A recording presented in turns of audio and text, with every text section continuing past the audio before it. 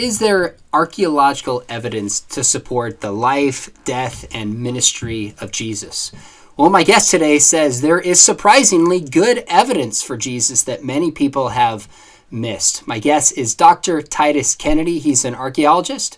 He's a professor with me at Biola University, and he's the author of a great new book we're going to talk about called Excavating the Evidence for Jesus. And what we're going to do is we're going to kind of chronologically walk through issues in archaeology related to the birth of Jesus, the ministry of Jesus, the trial of Jesus, culminate in the resurrection. So kind of walk through this chronologically.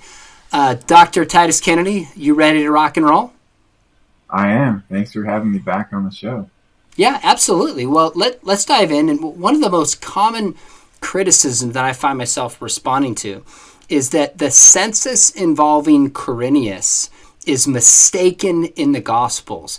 You think that archaeology can shed some light on this, and it's not the problem that many people have raised.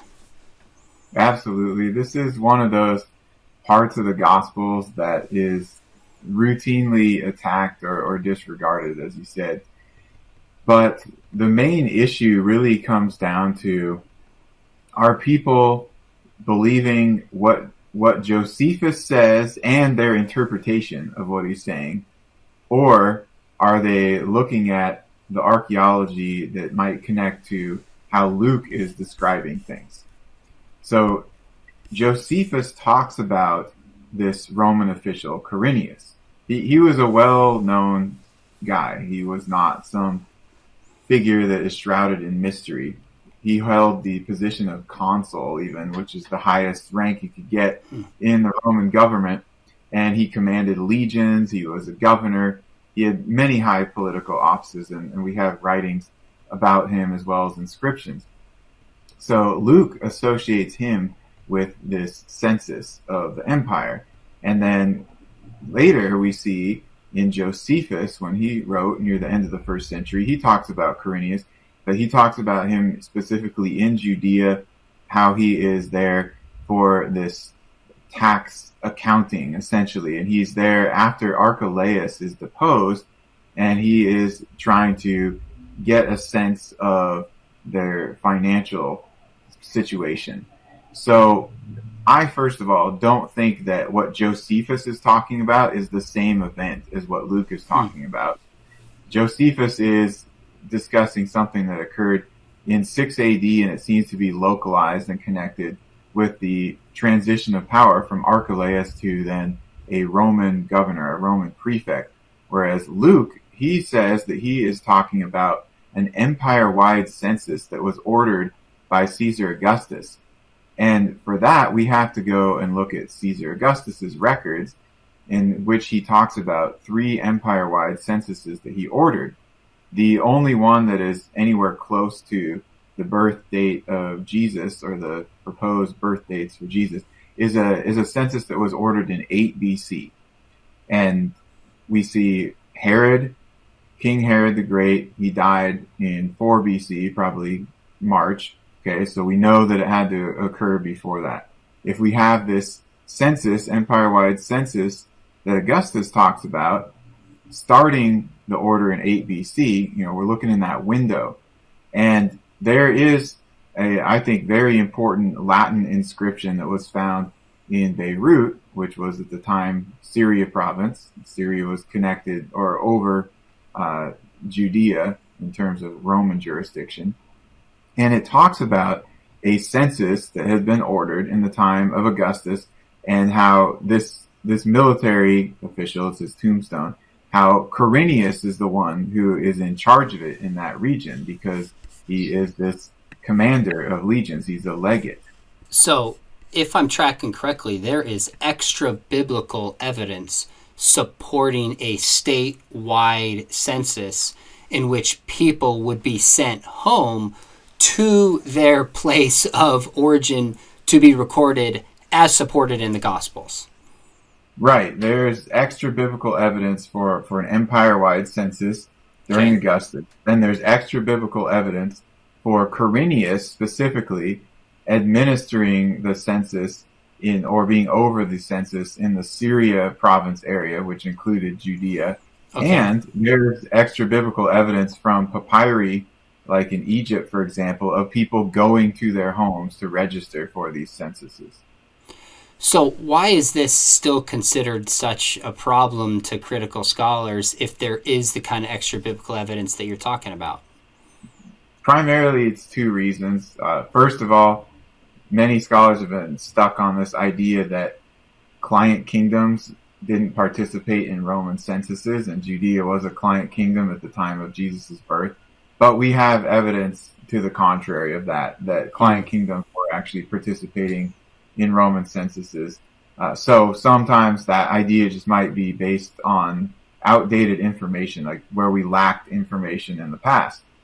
And then secondarily is that many scholars are taking the Josephus passage as the same event that's talked about in Luke, even though Luke is talking about empire-wide and Josephus is talking about just a local Judea-specific event. That's really helpful. So you look at the archaeological record, you think there's no in principle contradiction with the biblical account as recorded during the time of Quirinius and the census. Okay, let's move to number 2. One of the criticisms we often hear is that this slaughter of the babies by Herod, just there's no record of this, wasn't possible, and the biblical account should be dismissed. Your thoughts? Yeah, again, this is something that relies heavily on Josephus and how we interpret Josephus or how we look at him in terms of a comprehensive historian. So Josephus does not mention this slaying of babies in the Bethlehem area. And that is the major criticism of Matthew. They say that, why doesn't this pop up in Josephus? He records a lot of things.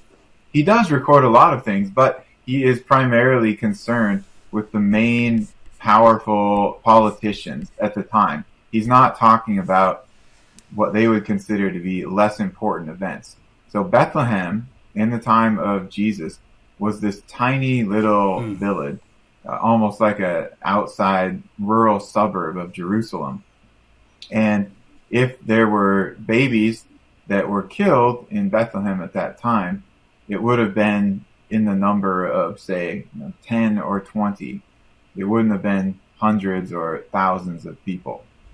This also fits with what we know about Herod, doesn't it? Absolutely. Herod was known to be paranoid about losing his throne, and he had all sorts of political rivals killed, including 3 of his own sons. And the worst of this happened near the end of his life, which is right in the window that we're looking for in terms of the year of the birth of Jesus. And so it's very plausible in terms of what Herod would do. It's even expected. That's a good way to put it, that the archaeological evidence doesn't prove that this slaughter happened, but there's nothing that contradicts it. And it's fair to ask whether we would expect to find Josephus referring to something that involved 10 or 20 babies. And to do so would be an argument from silence anyways. Okay, so we've talked a little bit about some of the key objections to the birth of Jesus. Let's shift to the ministry of Jesus in Galilee. Does archaeology either illuminate what happened there or in any way support the reliability of the gospel accounts? Absolutely. We know so much about the archaeology of Galilee now. All the places that Jesus visited, we can at least identify the towns, cities, and villages, and sometimes even more specific geographical locations than that. And there's been some stuff found quite recently that has further illuminated this. So when you think about some of the key places, Nazareth, all right, first of all, then Capernaum, obviously another very important location. We've got Magdala. We have Kursi, which is probably the site where the swine ran down the hill. Mm-hmm. And have the Mount of Beatitudes area. And then we have Chorazin. And we've got actually some recent first century evidence at Chorazin that we didn't know about before. And so all of these places have evidence of occupation in the first century just as the Gospels claim, including Nazareth, which was critiqued in the past. And in Capernaum, we've got things like the synagogue in which Jesus would have taught, and probably the house of Peter, which then got turned into an early meeting place for the church later in the first century. So, we have a lot of things that illuminate from Galilee, and we have several things that also corroborate specific sections of the Gospels. Are there anything in the region of Galilee that seems to undermine or contradict the biblical teaching on Jesus during his ministry season? Really not anymore. I mean, in the past, one of the issues, as I mentioned, was Chorazin, that we hadn't found any first century occupation there, but that has been uncovered recently. Nazareth previously also had some issues where the archaeology there was just not clear, not much has been done, but subsequent years has uncovered quite a bit of first century material, and not only first century material, but artifacts and tombs that demonstrate that the people who are living in Nazareth were Jews who were observing the Mosaic law. And so it all connects very well to what the Gospels are recording about that region. So what about the miracles of Jesus? And obviously some of these were in Galilee and in other areas as well. Are there any archaeological finds that at least add a kind of corroborative support or illumination to the miracle accounts in the Gospels? So from an archaeological perspective, we could look at the miracles in two ways. One, we can look at where some of these happened and see the descriptions and the text of the Gospels, and yes, that fits the archaeological find. And then the second component would be we can look at the way in which people during the first and second century regarded the miracles of Jesus, if they thought that he performed any, and what their view of them was. So if we go and look at a couple examples of locations or archaeological context, two that I always like to point out are the pools of Siloam and Bethesda in Jerusalem.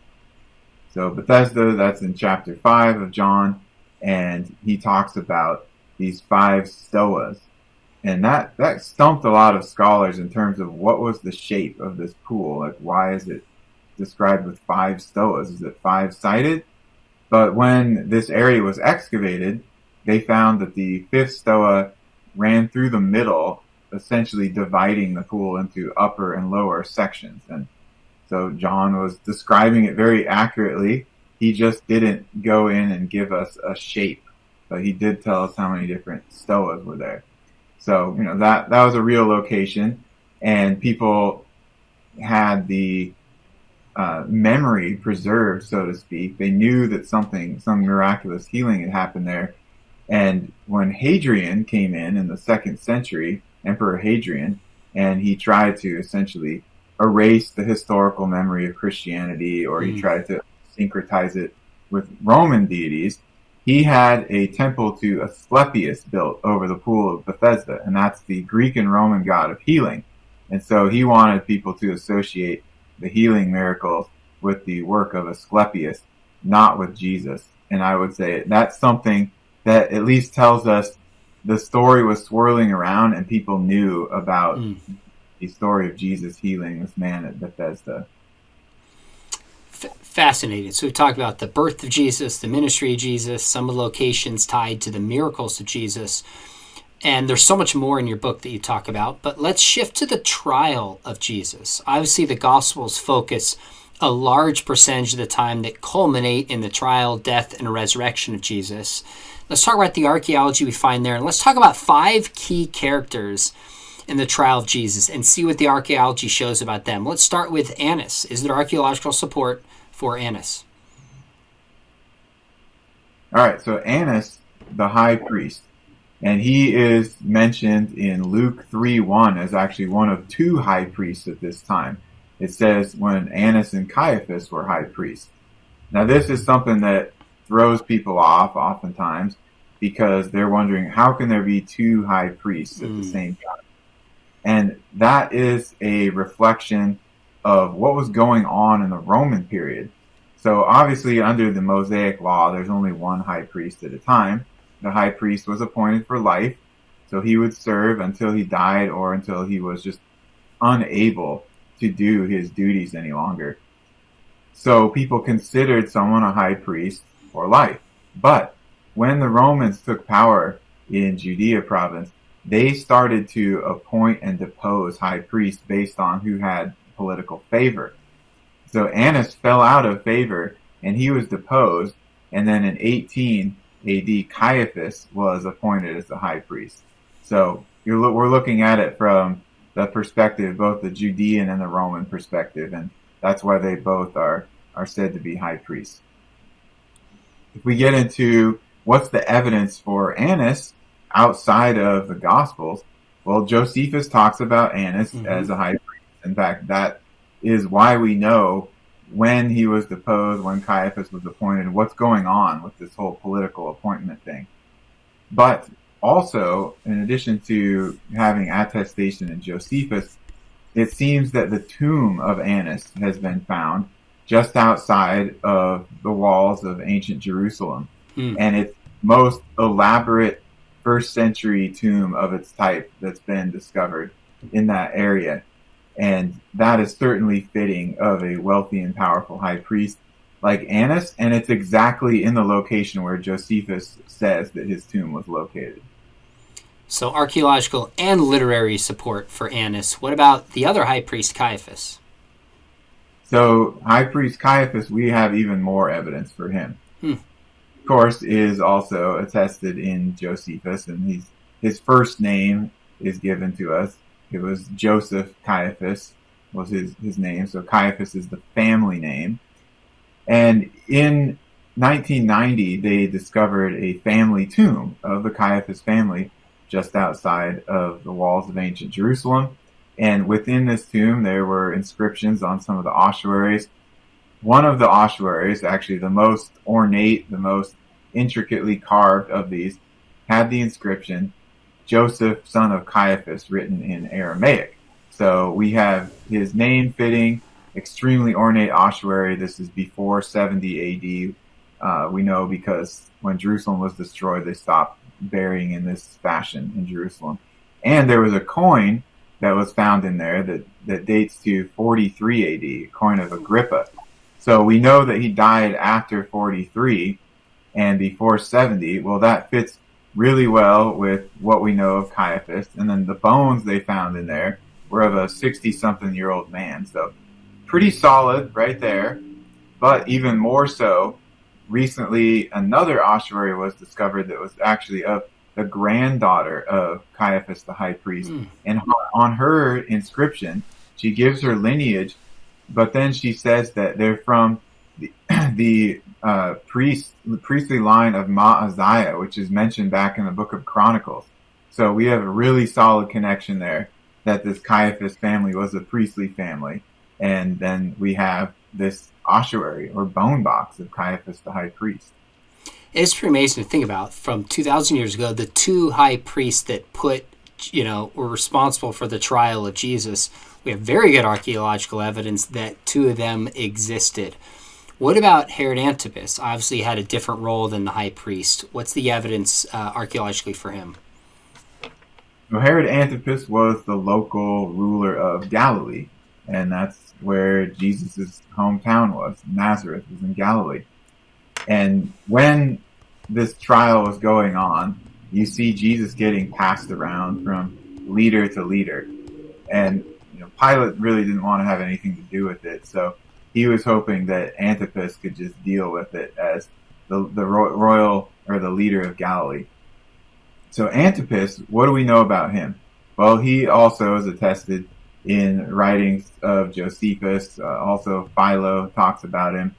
But we have so many of the coins that he issued during his reign with his name on them. So Herod the Tetrarch, that was his title, Herod Antipas the Tetrarch. We have all sorts of architecture that he had constructed during his reign, such as the new capital that he had built at Tiberias. where he lived. So, we have the place where he lived as well as various cities and buildings that he ordered to be constructed. So the overwhelming evidence is there for Herod Antipas. What about the last person tied to the trial of Jesus, Pontius Pilate? Pilate is also very well attested in Josephus, in Philo, in Tacitus.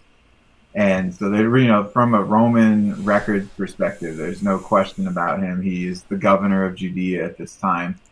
We know many different things about him, but he also issued coins during his time as the prefect of Judea, although these didn't have his name on them because he did not have the rank to be able to do that. So he uses the name of Tiberius, the emperor.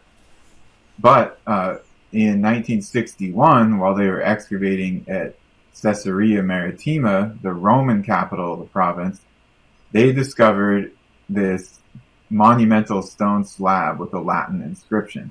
And it said, Pontius Pilate, prefect of Judea, dedicates something. It's broken off. It was something to Tiberius. And so that was our first record of Pontius Pilate from an archaeological source.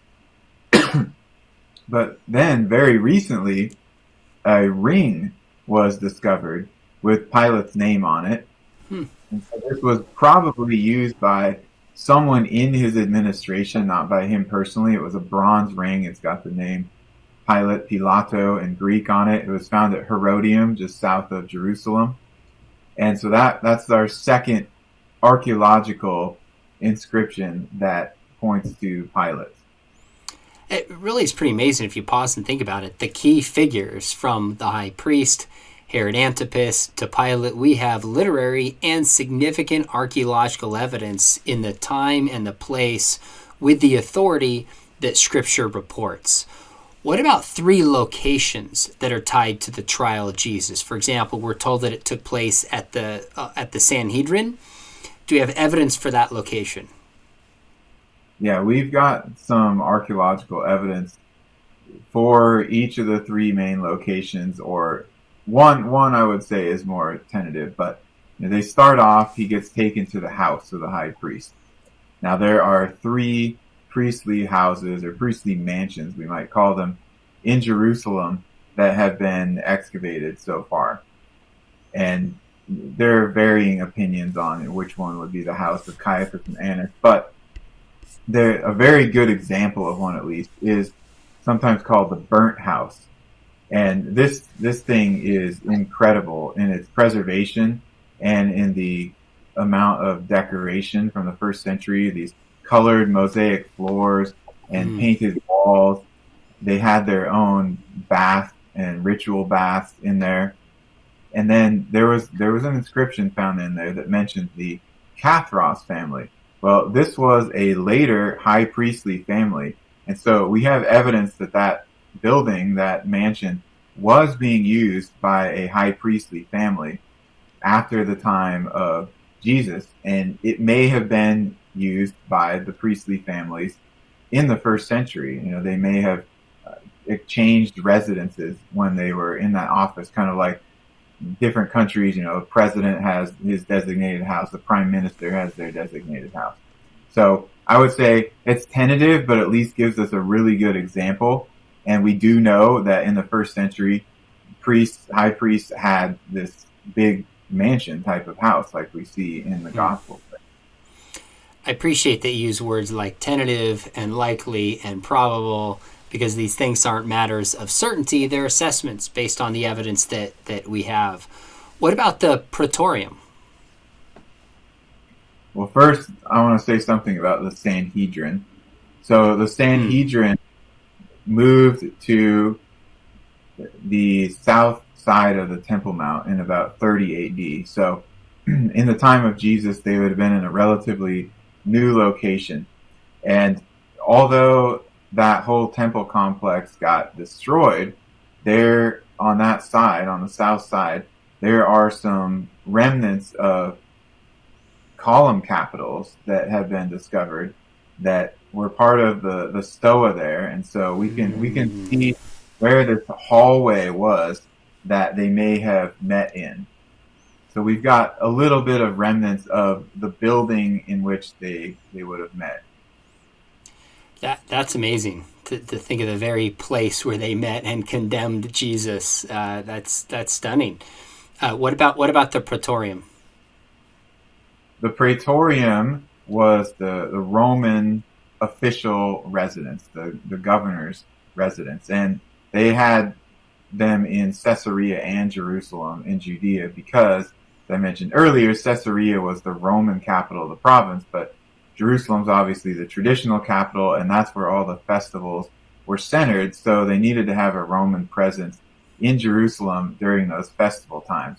This was located in the former palace of Herod the Great on the western side of Jerusalem. And we have information about that in Josephus and Philo, talking about the palace of Herod then getting used as the Roman residence. Some of this has been excavated. In fact, in the 1970s, some very important components of the Praetorium were excavated, including what appears to be the stone pavement that Jesus would have been standing on during the trial with Pilate that John talks about, and what also John mentions as Gabbatha, or raised place, and then the Bema. So if you go there today, you can actually see this raised up platform with a stone pavement on it and what looks like a Roman period Bema, all the stuff from the first century. And then it also, I think, helps us to understand how there were these Pharisees and priests outside of the Praetorium yelling, "Crucify him," at Jesus. You wonder, like, how did they know what was going on in the trial? Well, you see, it's this raised up area, like a Roman Bema type of structure. Interesting. And there's no wall closing it all off. So it was open. They weren't actually entering the building, but they could see them up there. And that's how they could hear and see and then yell without going into the building and without then making themselves ritually impure right before Passover. So it comes to the trial of Jesus. We've got evidence for the main players, both Jewish and Roman. We have evidence for 3 of the main locations that this took place that all seem to match up with the biblical description. What about the burial of Jesus and the tomb? So the burial practices that we read about in the Gospels, those connect very well with what we know about practices in first century Judea. And that's to be expected. I don't think that's something that many people would say would be invented by the Gospel writers. But the tomb of Jesus, of course, we have some different candidates for that. And you have the traditional location, which is quite well known in the Church of the Holy Sepulchre. And then you have another location that was proposed in the 19th century known as the Garden Tomb. And then you have something that's much more recent called the Talpiot Tomb. And all 3 of these are quite different. Well, I've been to the Holy Sepulchre, been to the Garden Tomb, and when I'm at the Garden Tomb, I really want it to be the right tomb because it just feels the way we think the story would. But it seems like the most likely candidate is the Church of the Holy Sepulchre. How confident are we that that's actually the tomb of Jesus? If I was to give that a percentage figure, I would say at least 99%. Oh my goodness. And we've got a lot of reasons why. So, although maybe it's best to start with why the other 2 have problems. So, okay. The Talpiot tomb, that's a very, very new proposal. And it's not at all the type of tomb that Jesus was buried in. It's a group of ossuaries, so it's actually a very typical type of tomb for Jews in the first century, but it's not the way in which we read about the burial of Jesus in the Gospels. Now, why was this proposed is because some of the names that were found inscribed on the ossuaries in there are the same names that we find for people in the Gospel stories. Like the name Joseph is in there, and Miriam is in there, and Matthew is in there, and so forth. Well, there is one ossuary which the promoters of this theory claim says Jesus, son of Joseph, but if you look at it, it really doesn't look at all like it says Jesus. It's very scribbled kind of, but Hanun is actually the name that a lot of other scholars propose is what it may have been saying. And then they constructed this whole idea that Jesus was married, and so his wife was buried there, and his mother, and Matthew's there, and all this, and some of Jesus' children, and so forth. Which we have nothing from ancient times that says any of that stuff is realistic. And why did the family move all of their bodies or get buried in Jerusalem when they were from Nazareth? And if you don't even have this clear inscription that it says Jesus, what's going on with that? And there's no ancient tradition of it. So the Talpiot tomb has been pretty handily rejected by many archaeologists, even secular archaeologists. So it's really not one that should cause much concern or confusion for people. But like you said, the Garden Tomb, that's a different story, because you go there and it really does feel much more like what we read in the Gospels.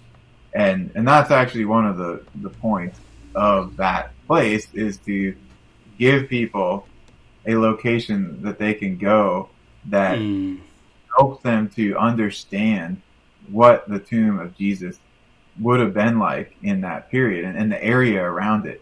And it is an ancient tomb.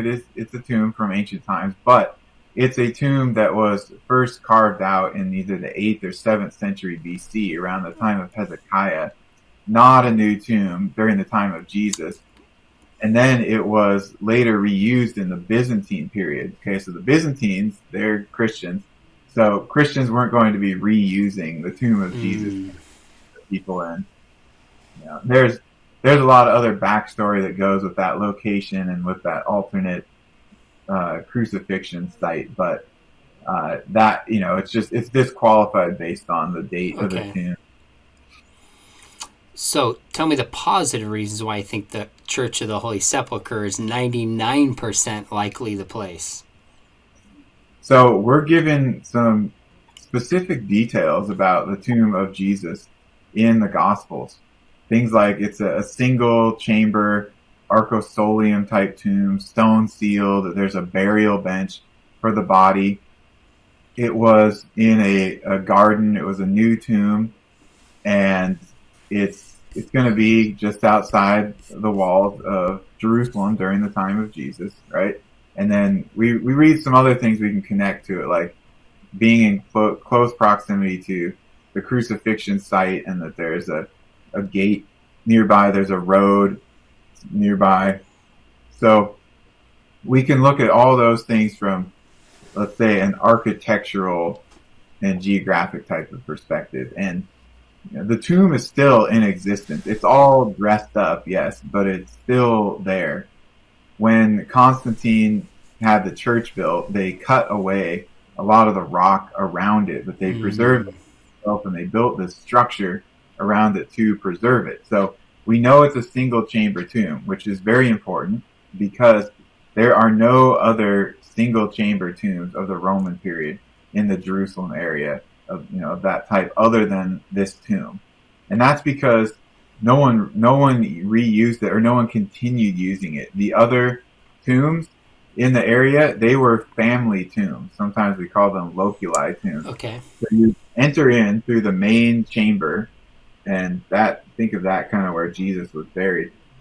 But then they would carve these hallways off of that and additional tomb chambers off of that. So you put your whole family over time in the same type of family tomb.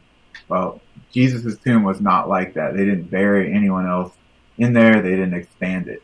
The burial bench is right there. Right now it's covered by a marble slab, but when National Geo was doing their reconstruction and kind of remodeling and fixing everything up, they removed that, and we could see the original limestone carved burial bench from the first century that was there. And the entrance is still there. So it's one of the ones that you pass through if you're going to go in and look at the tomb, because they've got an in and an out now. So the architecture fits the right type, and its uniqueness is one major argument for that. But it's also in a first century graveyard, so to speak. There are other rock carved tombs right around there that are from the first century of the Jewish type. So that fits. The area was, according to excavations that have been done there, it was a quarry that was turned into a garden in around the first century BC, and they found various types of seeds and indicating that it was turned into a garden around that period. So that also fits. It was outside the walls of first century Jerusalem in the time of Jesus. And that is really important, because a misunderstanding of that is one of the things that led for this alternate crucifixion and tomb site to be proposed, Gordon's Calvary and then the Garden Tomb, because they were looking at the old city walls of Jerusalem. And obviously the Church of the Holy Sepulchre is inside the old city walls of Jerusalem. But those are from the Ottoman period, from the 16th century. Now, back in the first century, the tomb in the Church of the Holy Sepulchre was outside the walls of Jerusalem. And then later they got expanded farther north and enclosed that area. But during the time of Jesus, it's in the right spot. We also have, I think, a very good argument from ancient tradition, and that is the Christians, they knew where this event happened. The resurrection, that's the most important event in Christianity. And so the location of that was really important to them. And Jerusalem was not a big city at this time. It was between probably 60 and 100,000 people. You can look at it geographically. It's tiny compared to our cities of today. And so people knew where things happened. Oh yeah, it's 2 blocks down there. And there was a continuous Christian presence in there all the way into the Byzantine period when that church got built. So people remembered where this happened. They weren't moving around as much as people do today. So, somebody's grandpa, great grandpa said, "Hey, my dad showed me where the tomb of Jesus was. I'm going to take you and show you where it is." It's like something that happened in your neighborhood, basically. They understood this. But then the final thing that for me really solidifies it more, besides the ancient tradition about it, which is recorded in early church sources, is that Hadrian also built here. And he didn't just build anything here. He built this massive double temple to Jupiter and Venus, comparable to the one that he built in Rome to Roma and Venus, right by where the Colosseum is. And so he was trying to put the chief god of the Roman pantheon over the site of the tomb of Jesus and the resurrection, and get rid of that historical memory and make people think of the Roman gods instead. But in so doing, I think he helped to preserve the location. Because he didn't destroy it, he just built right on top of it. That is so interesting to me, that we have such confidence that this is the place where Jesus really was buried, and we know it. Would more critical scholars agree with you? Maybe they'd assess it 60, 70%, or is the scholarly community pretty on board with this being the burial spot of Jesus?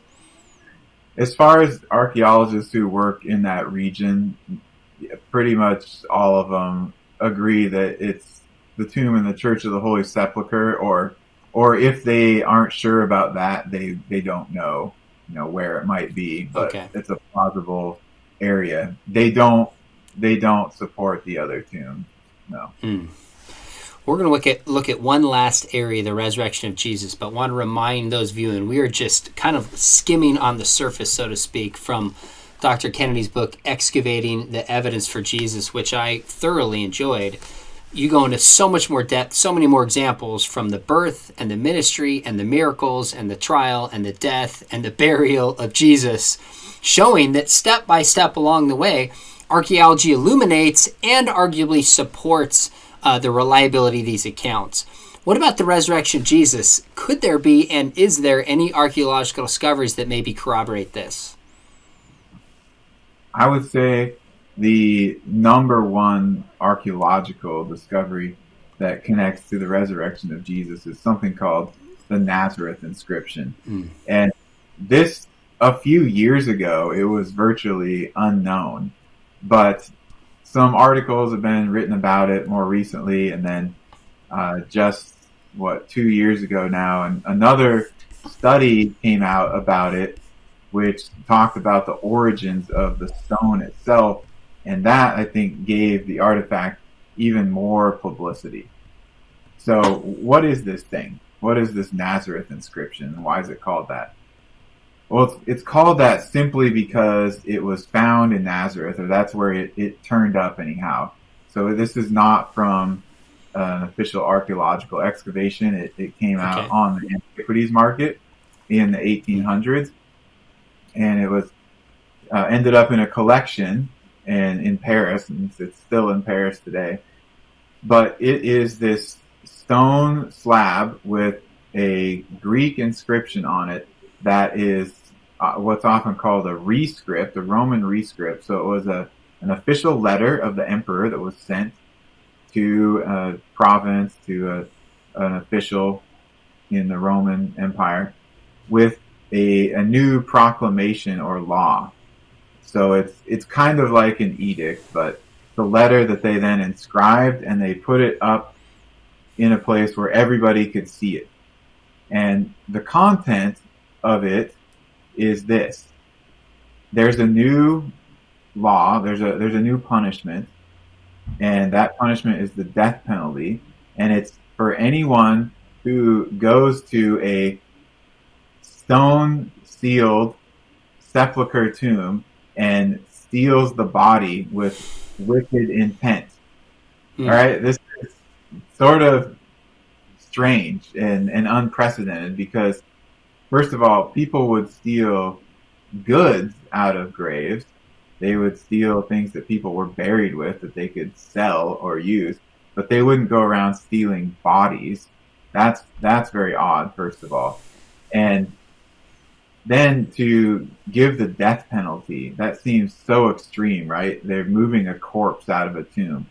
They have the death penalty. But it's not just any tomb. It doesn't just say anyone who is buried or any corpse. It's a specific type of tomb. And this is the type of tomb that Jesus was buried in. And that's not the way that everyone was buried in the Roman Empire. Jews were buried like that, yes, but Romans, they were cremated, and then their ashes were put in an urn. So it's a different type of situation, and it gets very, very specific. And then when we look at who wrote this, which emperor issued it, it looks like it's Emperor Claudius. Now, Claudius came into power in 41 AD. So Jesus' resurrection is in 33. We've got maybe 8 years until this happens. And that has given some time for the story of the resurrection to circulate. It's starting to have an effect. We know from Suetonius that Christianity had actually been causing problems in Rome itself in the reign of Claudius, because it says that he expelled Jews from Rome because there had been some conflicts about Christus or Christ.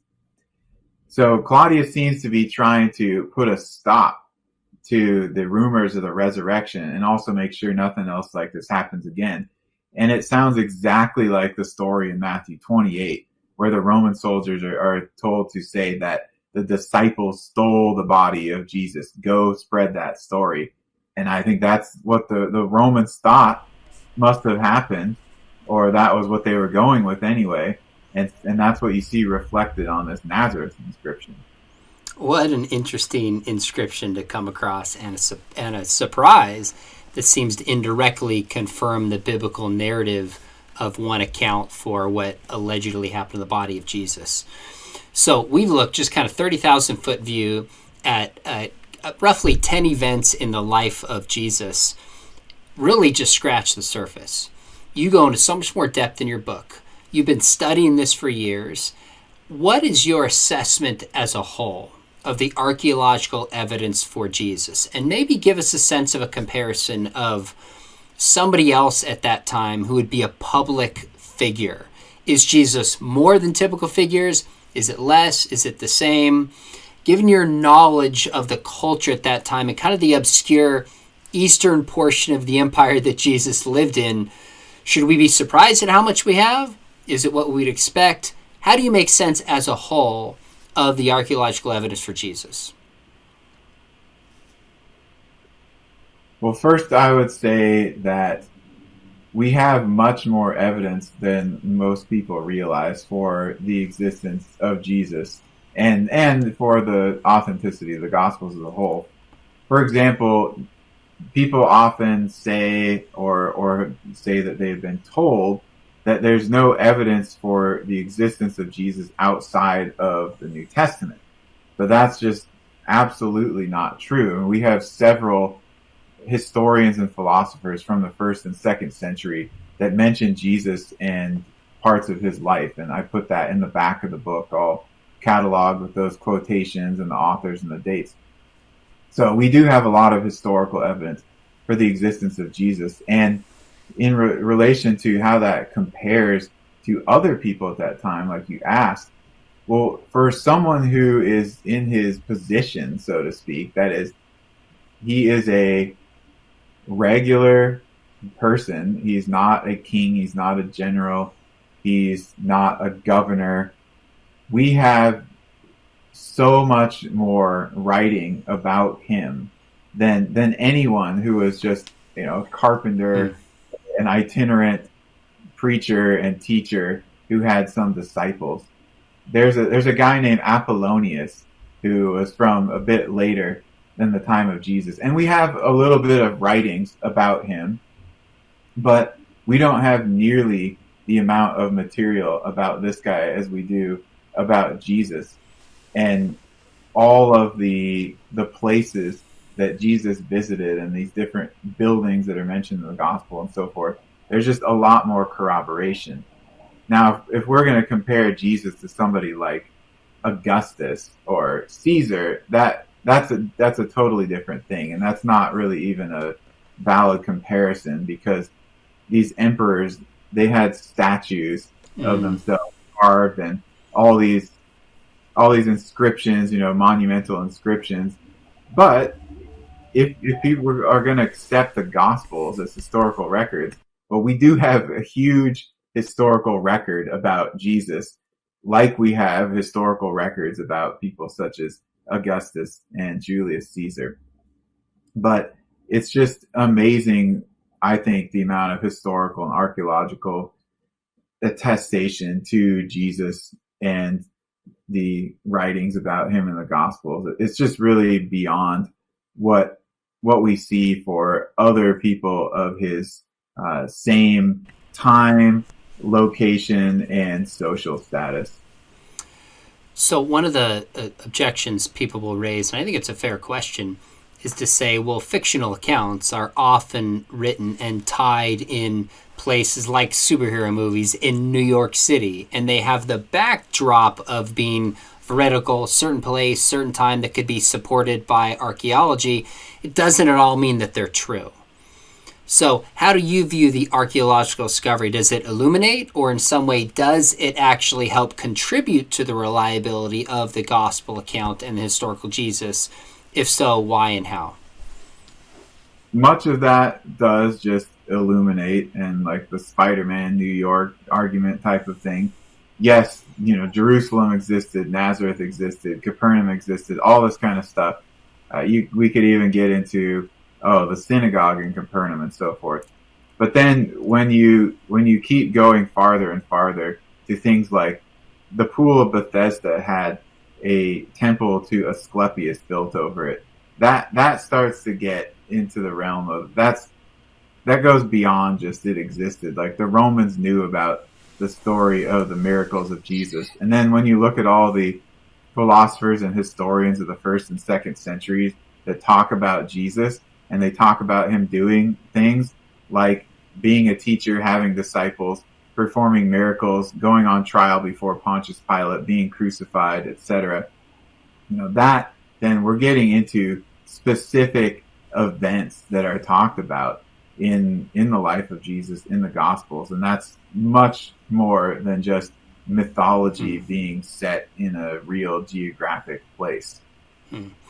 Final question. Are there any issues you're aware of that seem to contradict or undermine the gospel accounts as it relates to the life, death, or ministry of Jesus? So one of them that we discussed that's often brought up is this census and the involvement of Quirinius. I think that we have evidence and good explanation that demonstrates Luke is being historically accurate there. And we have some other cases where people will bring up objections. But I think in all of those cases, either we can explain that or there is evidence that shows the Gospels are getting it right.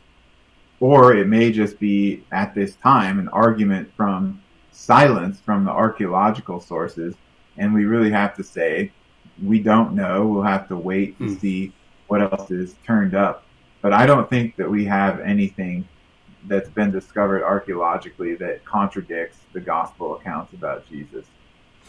I said last question, but one more. Do you have any anticipation or guess of where archaeology is going as it relates to Jesus over the next 5 or 10 years? Like, are there certain digs that might illuminate certain cities?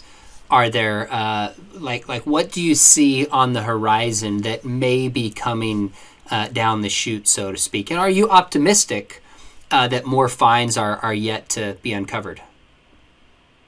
So there's a lot of excavation going on in Jerusalem in particular, and at some of the other sites that are relevant to the Gospels, like Chorazin and Tiberias.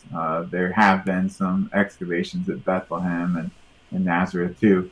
But really, I think the amount of excavation being done in Jerusalem gives us hope that there is going to be more material that comes up connected to Jesus that will, at the very least, illuminate the gospel accounts, but maybe we'll find some inscriptions that are talking about Jesus or talking about other characters and events in the gospel stories.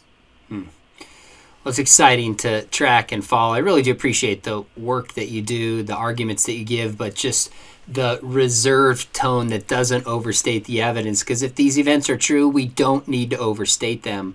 And like you said, there's powerful evidence that just corroborates and illuminates the birth, the life, the miracles, the death, and even the resurrection of Jesus. So I want to commend for our viewers. It's such a good read. This is my go-to book on the archaeology of Jesus now, called Excavating the Evidence for Jesus, from Titus Kennedy. And we'd love you to think about studying with both of us at Biola University. Dr. Kennedy teaches classes on archaeology for us, and I do resurrection, problem of evil, and other classes as well. Dr. Kennedy, thanks so much for taking the time to come on and talk about the archaeological evidence for Jesus.